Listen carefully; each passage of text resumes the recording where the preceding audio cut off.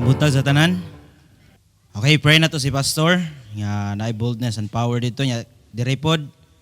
So karong kabuntagon akong gi-assign. Ako ang gi-assign ni Pastor and then kahapon ato pay pray si Brother June. So I hope karon may enjoy ta karon sa pagpaminaw sa pulong sa Ginoo. Dili ta maglangan dirita sa Ephesians chapter 6. Ephesians chapter 6 verse 10 and 11. Nana ba mo? Okay, dungan to sa pagbasa. Ready, go. Finally, my brethren, be strong in the Lord and in the power of His might. Put on the whole armor of God, that ye may be able to stand against the wiles of the devil. God bless His word. Let us pray. Amahan, Ginoo, salamat kaayo Lord sa kabuntagon. Daghang salamat Ginoo sa opportunity nga magihatag diri kanako. Ug diri kanamo Ginoo nga kami makapaminaw gid sa imong pulong. Among gihangyo Lord nga ang balaang dugo ni Kristo nga makahabol diri kanamo nga dili maka-work si Satan Lord God sa among taliwala karon ug makahinlo diri kanamo Ginoo sa among mga kalapasan nga among nabuhat da kanimo nga dili kami mahimong angayan Lord sa pagpaminaw sa imong pulong. Salamat kaayo sa pag-ula sa imong dugo dito sa Kalbaryo para kami makaangkon og kaluwasan, makapaminaw sa imong pulong ug ang Holy Spirit Lord God nga mo indwell diri kanamo. Daghang salamat kaayo Lord sa fellowship, daghang salamat sa kaigsuonan nga brotherhood nga imong gihatag diri kanamo nga kami naiusa diha kang Kristo Lord God. Salamat sa adoption nga imong gihatag diri kanamo gid Ginoo nga dili ginamo walay sarang Ginoo nga pulong nga among ikakumpara gyud nga unsa kami ka-thankful gid diha kanimo o ang imong gugma nga imong gihatag diri kanamo Lord. O Ginoo among giampo Lord God nga imong pulong karon may mawali dili ako ang pulong Lord God dili akong kahibalo Ginoo. Amo itugyan tanan diha kanimo ang matag usa nga abli ang kasing-kasing pud ug unahon karon sa pagdawat sa imong pulong. In Jesus name we pray. Amen. Okay, manglingkod. Ephesians chapter 6 verse 10 to 11. So gibasa na to no. So nakita na to dira nga I think nakabasa na gid mo siguro mo ani no. Nagiingon dia sa verse number 10 nga atong ginauluhan or ang title sa atong mensahe karon In the Lord's Army. Unsay pulos sa armor kung di ka padung sa gubat. Maglakaw-lakaw ka diha nga mag-wear ka sa armor or makita na mo nimo diha ba nga maglakaw-lakaw da nga naay helmet. Makita mo kita tao nga nag-helmet sa motor ha, nya walay motor. Makayo ana siguro na siya no. Or basin oy dong dakpon gid kay nag-helmet ka nya wa kay motor. Pero kani ato makuanan diri sa verse number 10 o verse number 11 nakita nato diha nga atong i-put on ang whole armor of God because padung ta sa kagubatan. Panggubatan nga unsa nga gubat? Not physically but spiritual nga battle. So in the Lord's army, are you in the Lord's army? Murag nagduduha lagi mo. murag di, murag easy naman na kaya akong kinabuhi manggod. Di man gud ni padong gubat, padong man gud ni enjoyment manggod ba. Lipay diri, lipay here, lipay there, lipay anywhere. Pero wag kita kauna-una nga appeal data sa Lord's army or basin dili ka appeal. Because wala pa ka kasigurado nga langit ba gid ka kuno or basin langit gyud. Basin po di. Or makaingon gid ka 100% because 100% niadto si Christ dito sa Calvary. 100% nga namatay gid siya. 100% gihurot gid niya yang dugo kay tubig na gud ang gawas. Nya ikaw di ka 100% tinuon. Kay nga naman mas gituhuan man gud nato ang gisulti sa mga tao. Or basin gikan pagkabata pa nimo hantud karon Christian family na ka nagtuo ka nga luwas na ka. Kaingon ko ni mama, grabe naman po, pag anak na gud nako daan, baptist na gud si mama, o di baptist, makaluwas dong. Di baptist, makaluwas day. Kani, giingon ko diri ni Apostle Paul sa Ephesians chapter 6 verse number 10, finally, so kinalasan na gyud, finally gani. Finally, my brethren. Unsa man ang brethren? Sa verse number 10, igsuon. Are you in the Lord's army? Kaya nga naman, because igsuon ka diha sa pagtuo. Giingnan be strong in the Lord. Nga naman kay because ang atong kaugalingon nga kusog is dili gid siya enough nga makigbisog kinsa da itong kontra day. Ato ko na be strong in the Lord and the power of His might. Ayaw gid pagsalig sa imong kaugalingon day. Dudong. Mga kaikisuunan nako, di ta magsalig sa kaugalingon natong power apan magsalig ta diha sa Ginoo and in the power of His might. Gahom ra gyud ni sa Ginoo nga makapildi ta sa atong enemy. Nya, put on the whole armor of God. Kaya nga naman, because we are in the Lord's army, point number 1. Number 1, be strong. Sa dihang naata sa Lord's army, kay padung ta sa panggubatan, dapat mahimot ang strong. Not only physically, but mas unta sa spiritual. Kay concern magita unsa tong kanon, mao ni akong diet karon kay para mo macho ko. Ya para mo gwapo pug ko, mo gwapa pug ko. Mao na tong concern, pero how about your spiritual side? Strong ba na siya? Or basin tambok kita? Ay di ingon tambok. Kalang maskulado kita. Active kita physically, pero ang atong spiritual is luya pasawati. Nga naman, because nagsalig ta sa atong kaugalingon nga kusog. Wa ta nagsalig nga gibasa na to ganiya sa verse number 10 o verse number 11 nga dapat magsalig gyud ta nga be strong ta diha sa power of His might nga gikan ra gyud sa Ginoo. Our strength is not ourselves. Kay kita magsalig ta sa atong kusog, ang Ginoo pwede ba gamay lang nga ugat sa imong ulo. Adjuston na nagamay sa Ginoo, di nakakalihok. Nagsalig ta sa atong physical strength, pero ang Ginoo gyapon ang naghold ana. Ang power sa Ginoo gyapon ang imong gigamit, pero di kita mahimong walay batasan Ginoo kay di ta kaingon og pasalamat gid sa Ginoo. Lord, kamatyonon lang to ko gabi kay gamay na lang gid kuwang unta ba. Tuhog na gud daw patay gud na gud. Ang pagkatulog na to, pero gipabangon gyapon ta sa Ginoo.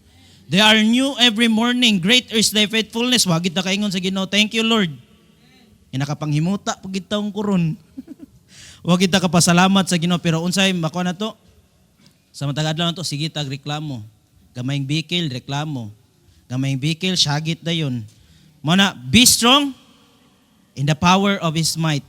Put on the whole armor o full armor of God nga maka-able nga mo stand against the wiles of the devil. So dili pisikalan ni nga away, kundi against spirituality. Ato na ma-discuss later. So dirita sa Joshua chapter 1, giingnan ta be strong sa Ginoo kay ngano man. Gi-example diri si Joshua sa Old Testament ta. Joshua chapter 1 verse 6 to 9. Be strong and of good courage. Giingnan si Joshua niya. Physical ni nga away laha, pero ato karon spiritual man ni. For unto these people thou shalt thou divide for inheritance the land which I swear unto their fathers to give them. So makita na to diri physical nga away na ilaha. So may susama po diri nato nga be strong and of good courage because mas kusgan ang atong kaaway karong panahon na. Kay laha mga tao ra man ilang kaaway. Pero kita karon di na to makita atong kaaway. Pwede atong tapad. Wala. Pwede imong kaugalingon mismo. Mas delikado hinuon ang atong kaugalingon. Pero gingon diri giingnan si Joshua sa Ginoo, for unto these people shalt thou divide for an inheritance the land which I swear unto their fathers to give them. Verse number 7. Only be thou strong and very courageous. Kay nga naman ang inyong mga kontra mas dagko pa ninyo. Kamo may susama ra mo sa usa ka grasshopper nga pwede ra mong tirison sa inyong kontra. That thou mayest observe to do according to all the law which Moses my servant commanded thee. Turn not from it to the right hand or to the left. Kaya nga naman, katong si Moses pa ang nag-lead ninyo, instead nga mo go straight mo, niadto mo sa left, niadto mo sa right, ang 40 days na himong 40 years. that thou mayest prosper whithersoever thou goest. Niga na, no? This book of the law, mo ni sikreto. This book of the law shall not depart out of thy mouth. Unsaon nato para mahimutang strong. Nga dili ta mo depart. Out of thy mouth, ang unsa man, ang pulong sa Ginoo, book of the law, but thou shalt meditate. Kusgan kayo karon physically, pero ang imong spiritual nga bahin, mahimong luya gid siya. Kaya naman, wa na to gi-meditate. Unsaon pag-meditate? May susama sa usa ka baka. Iya gid usapon. Kay kita mukaon, usa ka ingkit, duha, tulo, ton. Pero, giingon sa verse number 8, i-meditate na to ang pulong sa Ginoo. Itsu na to, sabton gid na to, pasalamat lang gid ta nga naay Holy Spirit. That thou mayest observe, unsa to? Asa na tadapit? Meditate, but thou shalt meditate therein day and night. Kumusta man? Day and night ba ta? That thou mayest observe to do according to all that is written therein. Meditate ang pulong sa Ginoo para mahimutang strong sa pakigbisog. Kay kita naata sa Lord's Army, so mauna atong manual. Unsa nga mga tactic, strategies. For then thou shalt make thy way prosperous. Di gano, basa ragay na. Meditate ragay na. Wapay na ibuhat ha? Wapay na ning kuhan. Ning work. Nag-meditate pa lang ta. And then, thou shalt have good success. Kaya ito makuha sa kalibutan, success. Pero dili siya good. Na-success lagi ka, pero drug lord ka dito. Pero dire sa pulong sa Ginoo, good success siya. So dili lang kay makaayo nimo, makaayo pud sa ubang tao. Verse number 9, have not I commanded thee? What dito mo giingnan? Be strong and of good courage, be not afraid, neither be thou dismayed, for the Lord thy God is with thee, whithersoever thou goest. Nganong makaingon man tao, brag, wa man gyud ang Ginoo diri nako. Kay Ginoo naa man gyud pirmi. Kita lang gyud ang wa ning pansin sa Ginoo. Ngano man, ang sala mas gikip nato, ang sala mas giamuma nato kaysa aton ta i-give up, naa ra ang Ginoo ta nga mugay diri nato. So whithersoever thou goest, mo prosper unta ta, mo nagiingnan ta sa Ginoo, be strong gyud. Kay ngano man, moabot gyud ang time nga kita, mga Kristohanon, maluya kita. Pero kung i-meditate na to ang pulong sa Ginoo day and night, or bisan asa ta mo adto naa ang pulong sa Ginoo sa tong nahuna, unsa kanindot nga makaingon gid ang Ginoo, strong gini bata. Strong gini nga akong anak because ang pulong nako naa niya. So ato makita po diri sa 1 Timothy chapter 4. Giingon diri nga be strong gid ta pod. Not only physically, kay nga naman, ang physical nga strength, sa verse number 8, for bodily exercise, profiteth, unsa man, little ra.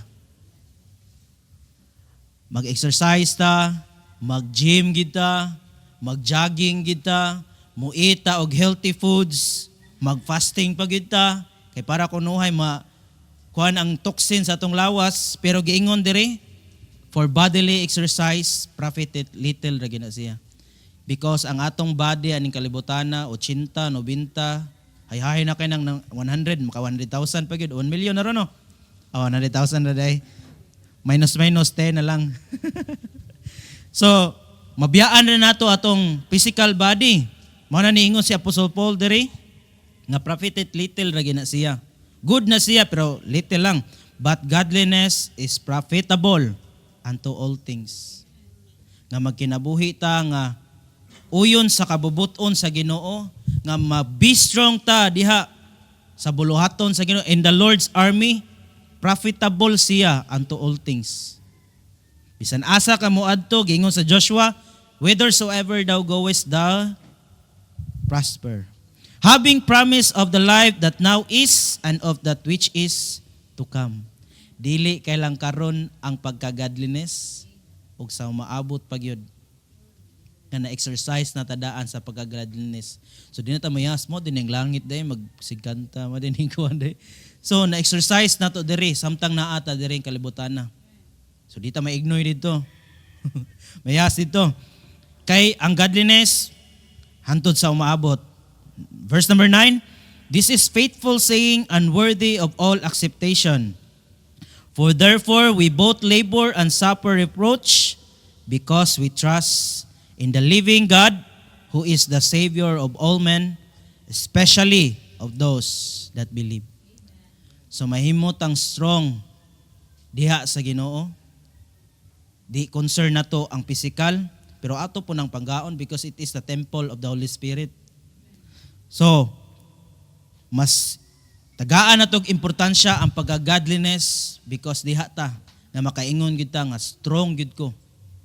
Maingon gid ang Ginoo, masusama kang Job ba? Kana, uy, yawa, devil, Satan, tanawa si Job. O makaingon ba ang ginawa na? Aka na si Kuan, ayaw lang na. Kay murag, di pa na strong. Murag gamay ba kayo? So, giingon diri, in the Lord's army, we should be strong. Nga, dili lang kay physically, but most important, profitable unto all things ang pagkahimong godliness. Number 2, balik ta sa Ephesians chapter 6, verse number 12. Ingon diha, for we wrestle not against flesh and blood, but against principalities, against powers, against the rulers of darkness of this world, against spiritual wickedness in high places. Gingon diha sa point number 2, be knowledgeable. Kay kung wa ka kabalo kinsay mong kaaway, basta makita lang kag shadow ba, mo na siguro na akong kaaway siguro. Or base naay mo, istorya nimo mo na siguro akong kaaway. Pero ato makita diri, ang kaaway na to is not physical. Dapat knowledgeable ta. Kay kung ikaw usa ka, example, boksidor, kung yang imong kaaway, wa nimo studihi. Kundi, mao ni ang kwan sa mga boksidor ay, mao nilang kaaway, halos tanang away nila, previous nga mga away na ilang tanawon. Unsay stepping, unsay buhaton niya, kung mo-job siya, mao niyang buhaton, muhupo na yun. So, imong studihan, kani, dapat knowledgeable po ta. Kabaw po ta, kinsa ang atong enemy. Kay basin imo na ng kauban na imong gikuanda, gitaoran o gripo sa kilid. Atong giaway na to, what kabaw kinsa atong kaaway, atong awayon, atong isig ka, Kriswanon. Because dili ta knowledgeable sa kinsa ato nga, for we wrestle not against flesh and blood, dili na ang kanay imong tapad, dili din na mao ang imong kaaway. But against principalities, against powers, against the rulers of darkness of this world, against spiritual wickedness in high places. Mga na itong mga kaaway. So dapat knowledgeable ta na. So go ta sa Romans chapter 8. Ato pagidilhon kinsa tong mga kaaway. Dili na imong tapad ha. Verse number 31. What shall we say? What shall we then say to these things? If God be for us, who can be against us? Kung kabaw lang gyud ka, ang kanang imong mga kaaway nga spiritual nga bahin na, which is the devil, ug ang iyang mga cronies niya, makita na to diha nga dili gid sila kapildi diri nato. Nga naman, bistrong naman ka ta. Naa naman ka ang pulong sa Ginoo diri sa tong kasing-kasing. Ni-indwell naman ka ang Holy Spirit diha nimo. Kay pila na ta ka lesson sa Holy Spirit. Lesson number 9 na ta. Lesson number 8. Susyaro na pod. Nga wala pa ta ka angkon og be strong diha sa Ginoo. Nagdepende na ta diha. So, if God be for us, who can be against us? 32, he that spared not his own son, but delivered him up for us all, how shall he not with him also freely give us all things? kung wa niya gihikaw ang iyang anak, kanina ba mga butang nga makadaog ta? Who shall lay anything to the charge of God's elect? It is God that justifieth. Di gid kita gid. So kung magsalig ta sa atong physical nga kusog, sorry to tell you, di kita kapildi ni Satan. Nga mag-be strong ta diha sa Ginoo because atong gimeditate, nagsalig lang gyapon ta sa Ginoo, no? 34, who is he that condemneth? It is Christ that died, ye rather that is risen again, who is even at the right hand of God, who also maketh intercession for us. Liman ka na, siya pa ang nga bugar na to adto sa Ginoo, kay kita di kita able na mo go against sa wiles of the devil because luya kita. Si Adan ug si Eva manggani presko pa kayo. Way sala. Nya kita na gikan pagkakuan pa pila na ka henerasyon nagka-upgrade na ang sala. Kung inyong app sa cellphone ninyo updated mo, samot na ang sala. Install dayon, di na kailangan og approval sa tag-iya. Kaya nga naman, ang sala is naa na gyud diri nato.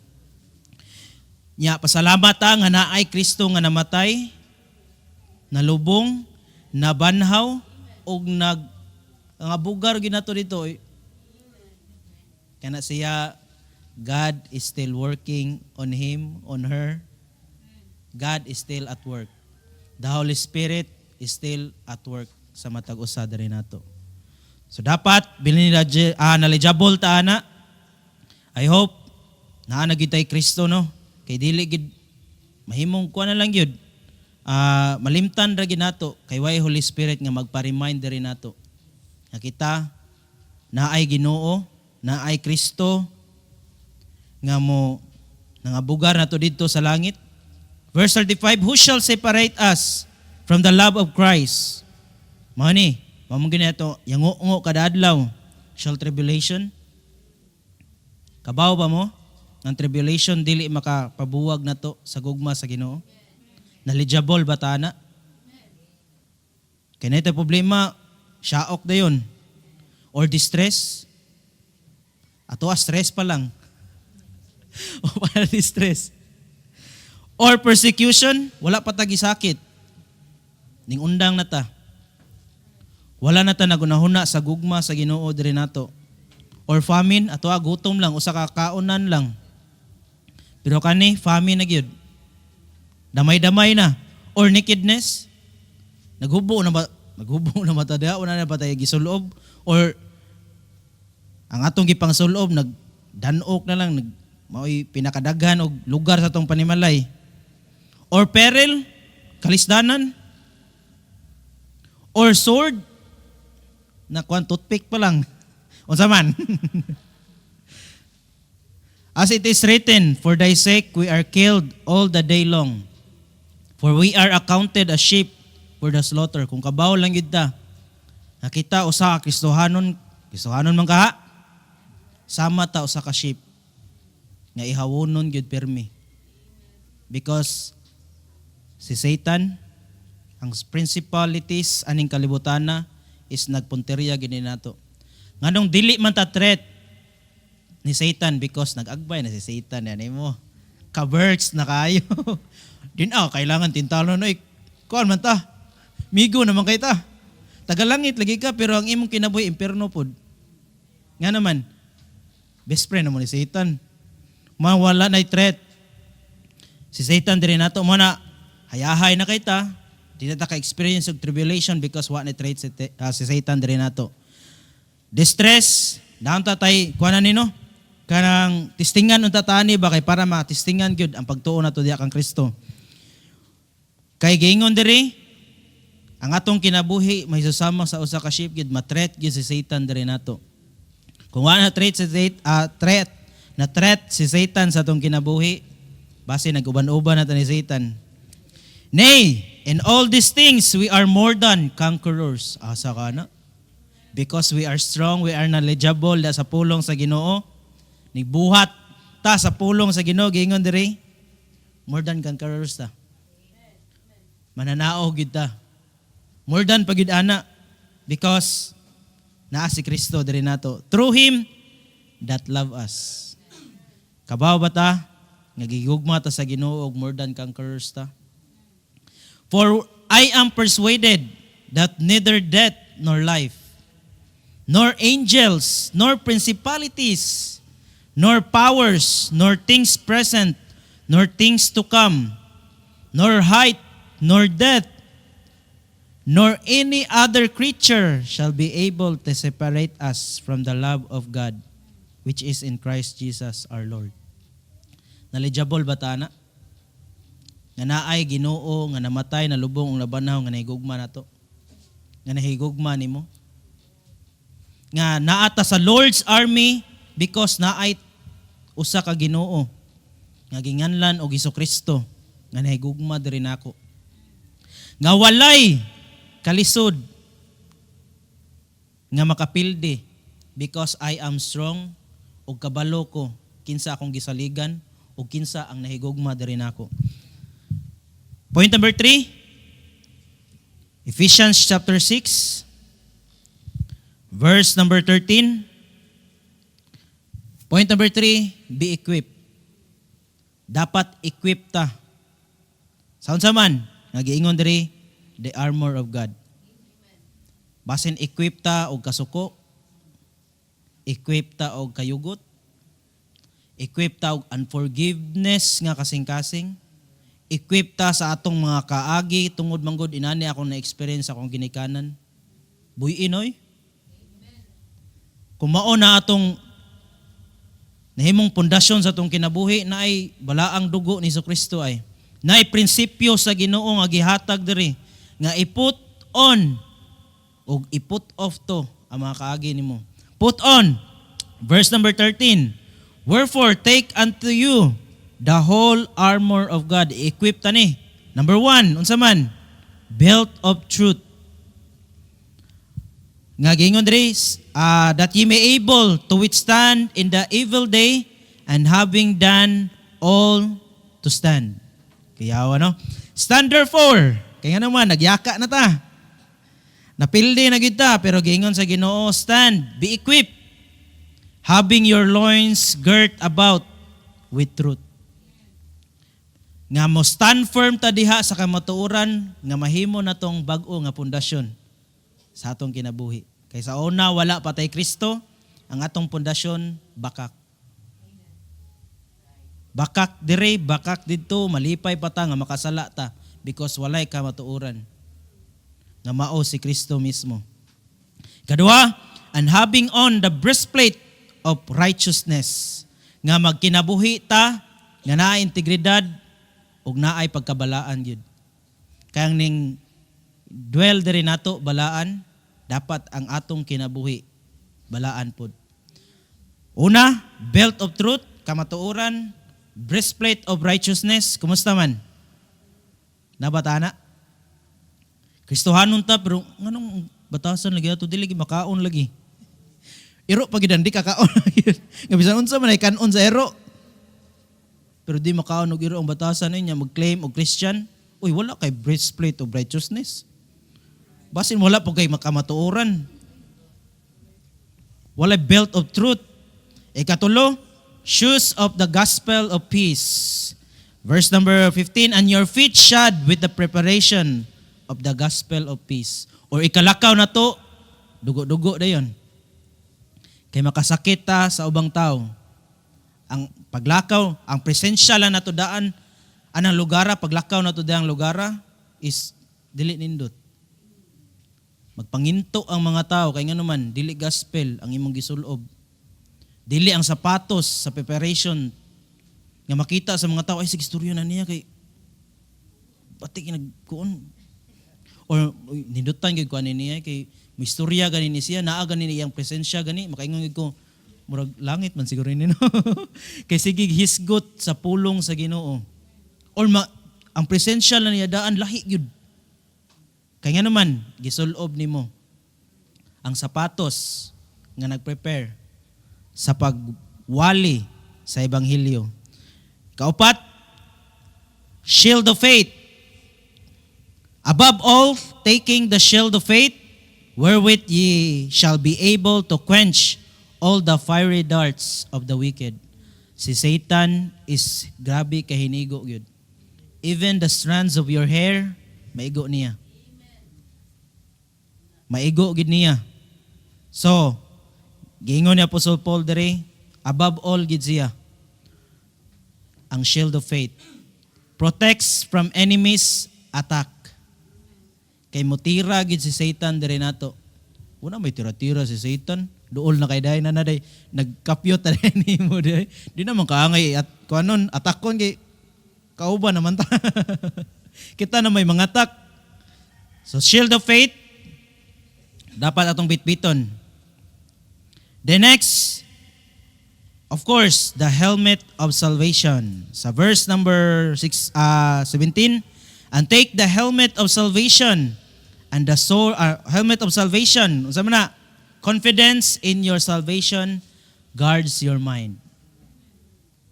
Nganong wala man kay helmet, basin wala pa'y Kristo sa kinabuhi. Nganong magduda pa man, maluwas ba? Kung makasala ko ba? Malangit pa ba gihapon? Kung anong di man ta ka sure gyud ana basin wa nimo gi sulob ang helmet of salvation or wala gi kay helmet of salvation. Di ka makaangkon sa belt of truth, breastplate of righteousness, shoes of the gospel of peace. Unsa i-share nimo kung di ka luwas? Shield of faith wala ka na because wala kay salvation. Wala kay knowledge. Wa ka kahibalo, asa ka padung. In kahuman sa imong kamatayon, ong nagduha-duha ka, asa ka padung. Kisa may way sala pod. Kita tanan makasasala, mao ganin niari si Kristo. Kay para makapanigurado ka, di ka magsalig sa imong kaugalingon, magsalig ka sa grasya sa Ginoo.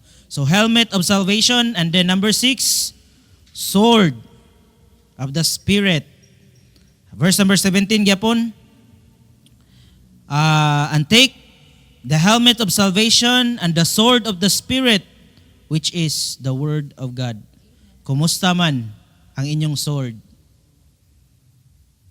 Nagpasad-pasad ra ba na inyong sword diha or ang uk-ok na nagamit na ng inyong sword? Or kamo pa ba ang nagbaid ana sa inyong sword? Or gitaya na inyong sword? Kaya nga naman, unsa man ang Word of God? The Word of God is your offensive weapon. Magsige na lang tag-defense ni Satan. Uy, defense. Makadaog batana. Kaya kung basket na, magsige na lang defense. Wait, itsa. Isang sao na tog defense. Maka-points gid ang kontra. Pero kung naapod tay offensive weapon, which is the Word of God, knowledgeable ta ani. Ang foundation na to naa diri sa Word of God. One of this day, makadaog kita. Pero daog namang gudaan. Daog namang gudaan. Pero ngano ang kinabuhi sa mga Kristiyanong pildero man? Ang whole armor of God na ikuwang. Wa na to gi-equip ang atong kaugalingon sa pulong sa Ginoo. Wa na to istadihi ang pulong sa Ginoo. Nagsalig ta sa kaugalingon natong kusog. Wa tay knowledge diha sa pulong sa Ginoo. Ato mga kinabuhi, nagsalig. Lord, paita ning kinabuhi, daghan nag tribulation, mga peril, mga distress. Uy, testing na nimo. Gihatag na sa Ginoo nimo because kaya nimo. Kabaw ang Ginoo sa atong elasticity na to. Ang atong frame na to, kani, makaya-kaya na niya ang level 2. Kaya naman, para atong kusog, magdepende gidya sa Ginoo. Point number 4, be dependent. Di ta magsalig sa kaugalingon natong kusog. Di ta magsalig sa kaugalingon natong kahibalo. Di ta magsalig sa kaugalingon natong hiraminta. Kaya daghan ma, pwede man kani akong gumiton. Pwede man kani. Magtawag lang ko kaning sinaligan ako nga tao. Di ko magsalig. Kaning belt of truth. Breastplate of righteousness, awara na kaya na nina ako. Pero kung mahimot ang dependent diha sa Ginoo, verse number 18, Praying always with all prayer and supplication in the Spirit, and watching thereunto with all perseverance and supplication for all saints. Wa ta nagdepende sa atong kaugalingon. Nagsalig gihapon ta diha sa Ginoo gihapon. Kay di na to makaya gyud. So pray in the Spirit at all times. Kung asa ta moadto, pwede man ta magampo. Samtang magsiga tumata, mag-drive ta, pwede ta kaampo. Pwede ta makaampo bisan asa ta moadto. Pasalamat ta sa Holy Spirit nga na-indwell diri nato. Di pare sa una, moadto pa sila sa temple. Maghalad pag yun. Nabatay kahalad kung naa pa ng panahon na ron.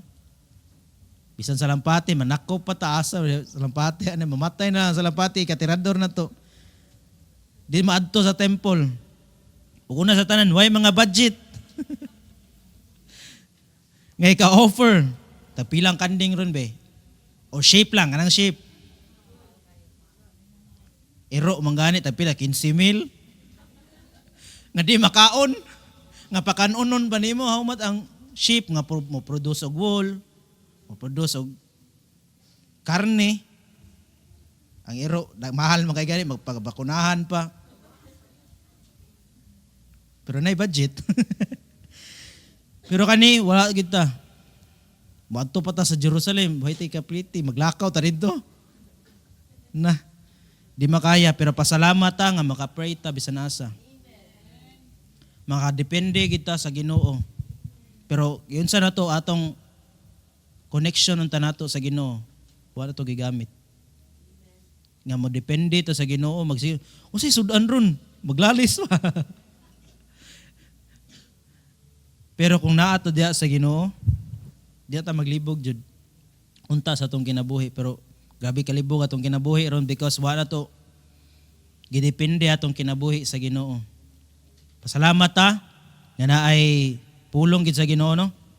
Verse number 19, and for me that utterance may be given unto me, that I may open my mouth boldly to make known the mystery of the gospel. Nga naman nakaingon si Apostle Paul ani because wa siya nagdepende sa iyang kagalingon. Apostle Paul is a priest, scribe, maingon nimo nga higher gid siya. Kay siya na gud ang mupatay sa mga Kristohanon gud. Naa siya authority nga mukuha og kinabuhi. So grabe nga profession, grabe nga pangutok. Pero nagdepende gyapon siya sa Ginoo. For which I am ambassador in bonds, that therein I may speak boldly as I ought to speak. Because wa ko nagdepende sa kong kaugalingon, nagdepende ko diha sa Ginoo. So pray in the Spirit at all times, be alert and persistent. Pray for all believers and for boldness in the proclaiming the gospel. Di ta magdepende gyud sa atong kaugalingon. So kita diri, next brad. Victory comes through God's strength, dili atong kaugalingon, His word, and constant prayer.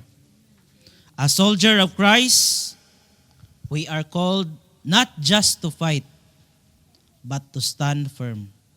Diya sa Ginoo. Kay naay, di man gid ta makaingon ta nga super Christian gid ta, nga dili ta masilo, dili ta mo go down. Muna, be strong, meditate the word of God. Dapat knowledgeable gid ta diha, especially sa atong kaluwasan gyud. Kung makasala ko, malangit ba gyapon ko? Of course, because walay makaseparate nato sa gugma sa Ginoo. And be equipped sa armor sa Ginoo. Nga ready ta nga mo go against sa mga principalities aning kalibutan na. Dili lang kay sige tag defense, dapat naapod tay offense sa pulong sa Ginoo nga atong gamiton, which is the word of God, ang sword. And then di ta magsalig sa kaugalingon natong kusog. Kaya na nako. Strong na kay ko, na ako'y knowledge. Equipped na ko. Pero nagsalig man ka. Wa ka nagpray. Nagsalig ka sa imong kaugalingon nga kaalam. wa lang gyapon. So stand firm and fight the good fight. Let us pray. Amahan nga langit nun, daghang salamat Lord sa kabuntagon. I hope Lord God nga naay manakatunan ang imong mga katawhan sa imong pulong.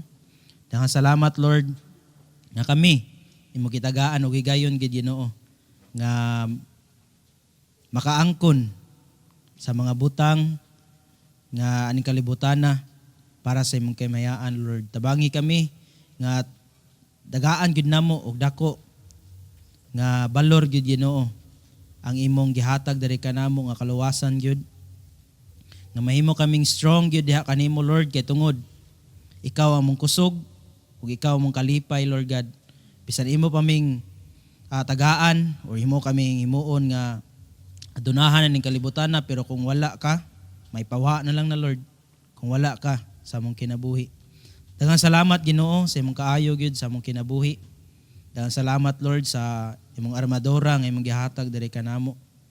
Tabangi kami Lord matag usa nga mahimo kaming dependent gyud diha kanimo. Tabangi kami nga dili kami maluyahon sa pag-study gyud sa imong pulong. Kanaay gyud mga bata Ginoo nga nagtan-aw diri kanamo. Nga unsa kanindot Lord nga amo silang matudluan pod sa imong pulong. Tabangi matag usa especially pod ang among mga bisita o matag usa diri kanamo nga wala pa nakapanigurado Lord God nga asa padung ang kalaging kahuman sa kamatayon. Hinaot Lord nga ila kang dawaton ug makaangkon sila time gyud silang kaugalingon lamang nga angkunon gyud ka nga isip nga maluluwas silang kinabuhi. Nga naay working sa Holy Spirit kay dili kami ang maka-convince gid Ginoo sa usag-usa. Apan ang power sa Holy Spirit o ang iyang conviction Ginoo mao gyud makahatag og kapaniguraduan diri kanamo matag usa Lord God. We pray Lord nga matag usa nga naay nakatunan o isubmit gid namo ang mong kaugalingon diha kanimo Lord God.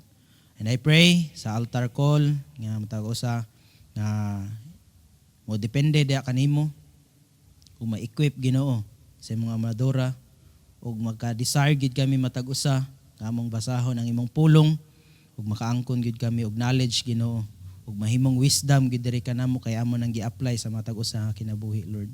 And we pray Lord God nga ang imong gipangdasig diri kanamo nga mahimo kaming strong gyud kay tungod ang imong pulong among igi-meditate matag adlaw sa among kinabuhi. Og Lord, among itugyan tanan da kanimo in Jesus name we pray. Amen. Okay, kung naamoy nakatunan